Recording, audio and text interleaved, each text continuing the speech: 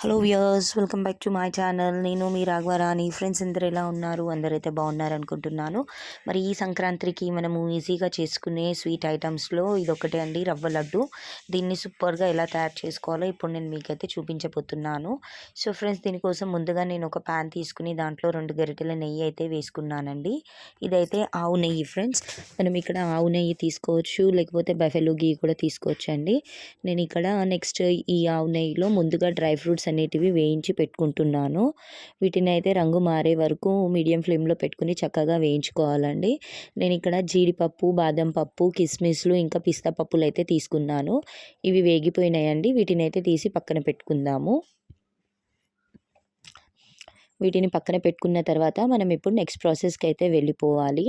So ఇవైతే మనకి ఇలాంటి రెసిపీస్ చేసుకోవడానికి ఎక్కువ టైం అయితే పట్టదండి. సో ఇదే నెయ్యిలో ఇప్పుడు మనము రవ్వ తీసుకోవాలండి. ఉప్మా రవ్వ, బాంబే రవ్వ అంటారు కదా. సో దీన్ని ఇదే నెయ్యిలో నేను ఇక్కడ 1/2 కప్ అయితే తీసుకున్నాను. అంటే దాదాపు 400 గ్రాముల రవ్వనైతే తీసుకున్నానండి. దీన్ని చక్కగా వేయించుకోవాలండి. ఈ సీక్రెట్ అంతా కూడా ఈ రవ్వ వేయించుకోవడంలోనే ఉందండి, టేస్ట్ అంతా కూడా. సో ఇది ఎంత బాగా ఓపికగా దీన్ని వేయించుకుంటే మనకి లడ్డు అనేది అంత టేస్టీగా అయితే వస్తుంది. నేను ఇక్కడ 2 స్పూన్ల కొబ్బరి పొడి అయితే తీసుకున్నానండి.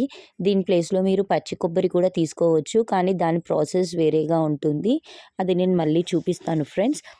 సో ఇప్పుడైతే దీన్ని మనము రంగు మారే వరకు ఓపికగా మీడియం ఫ్లేమ్లో పెట్టుకుని వేయించుకోవాలి. అవసరమైతే మధ్యలో కాస్త ఇట్లా ఒక 2 స్పూన్ల నెయ్యి అయితే యాడ్ చేసుకోవచ్చండి. సో నెయ్యి అనేది ఎంత బాగా ఉంటే టేస్ట్ అనేది అంత బాగా వస్తుంది. ఆ నెయ్యిలో ఈ రవ్వ అనేది ఎంత బాగా వేయించుకుంటే లడ్డు అనేది అంత డెలిషియస్గా ఉంటుందండి. సో అది వేగుతూ ఉందండి సిమ్లో. పక్కన మనము ఇక్కడ దీనికి షుగర్ పౌడర్ రెడీ చేసుకున్నాను నేను. ఈ పౌడర్లో నేను ఒక 6 ఇలైచీలు వేసుకున్నానండి.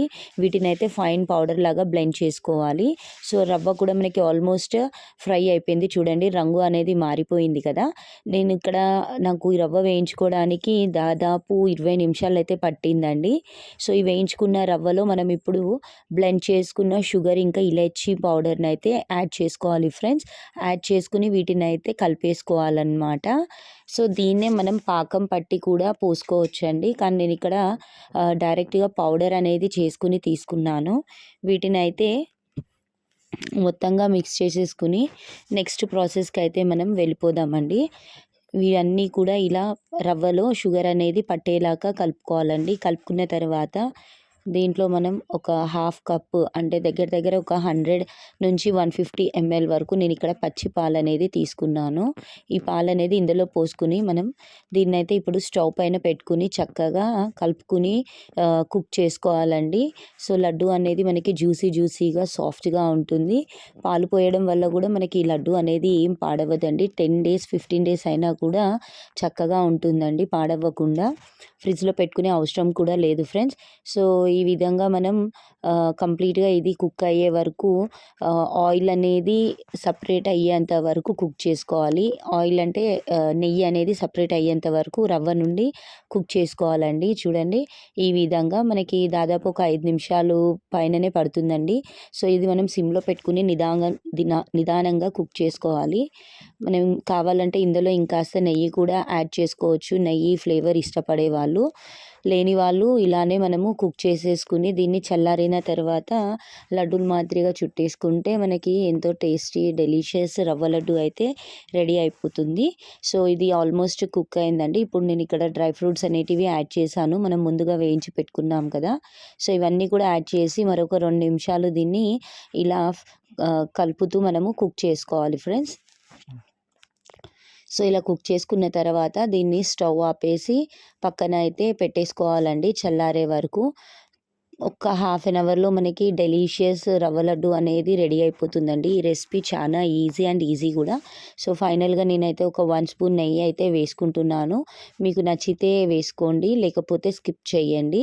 సో నెయ్యి వేయడం వల్ల చాలా జ్యూసీగా టేస్టీగా అయితే ఉంటుంది ఫ్రెండ్స్. సో ఈ దాంట్లో నుంచి నెయ్యి అనేది సపరేట్ అయ్యే వరకు ఇలా అడగంటనివ్వకుండా కలుపుతూ ఉండాలండి, కంప్లీట్గా సిమ్లో పెట్టేసి. సో ఇప్పుడు ఆల్మోస్ట్ మనకి ఇది కుక్ అయిపోయిందండి. చూడండి, చూడండి పాన్ ఆయిల్ అయితే వదిలేస్తూ ఉంది కదా. సో ఇప్పుడు ఇది మనకి టెక్స్చర్ అనేది వచ్చేసిందనమాట లడ్డు చుట్టుకోవడానికి. సో దీన్ని ఇప్పుడు స్టవ్ అనేది ఆఫ్ చేసేసి పక్కన పెట్టేసుకోవాలండి.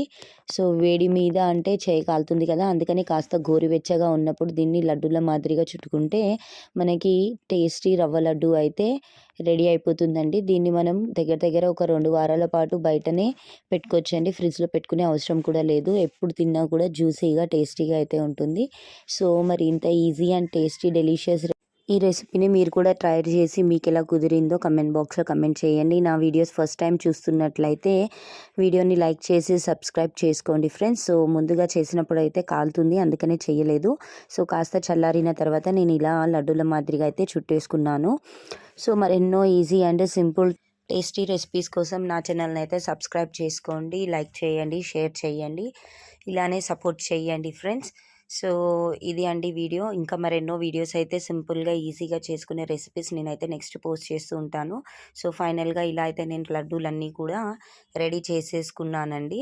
ఈ సంక్రాంతికి ఇలాంటి సింపుల్ ఈజీ రెసిపీస్ ఇంకెన్నో నేనైతే పోస్ట్ చేస్తాను. సో వీడియోస్ అయితే చూస్తూ ఉండండి.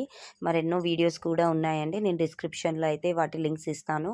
సో వీడియోస్ అయితే వాచ్ చేయండి, లైక్ చేయండి, నచ్చితే ట్రై చేసి మీకు ఎలా కుదిరిందో కమెంట్ బాక్స్లో కమెంట్ చేయండి ఫ్రెండ్స్. సో ఫైనల్గా ఇది అండి లడ్డూలు. Thanks for watching my videos. Bye bye.